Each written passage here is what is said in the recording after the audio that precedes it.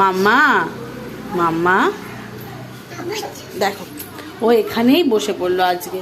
কেন জানো এখানে বসেছে? আজকে তো সকাল থেকে বাইরে বৃষ্টি পড়ছে, তাই জন্য তো ও বাইরে বেরোতে পারছে না। স্নান টান করে এসেছে, বাইরে যাবে উঠোনে ঘুরবে বলে, দিয়ে এবার তো ঘুরু ঘুরু যেতে পারছে না।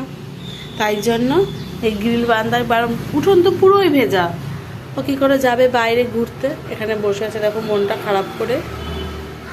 মাম্মা মন খারাপ হচ্ছে, পাকা বুড়িদের মতন বসেছে। কি করছো তুমি? কি করছো গো? ওলে বাবা লে, আমার ছোনা বাবা তালে। এত বৃষ্টি কেন হচ্ছে?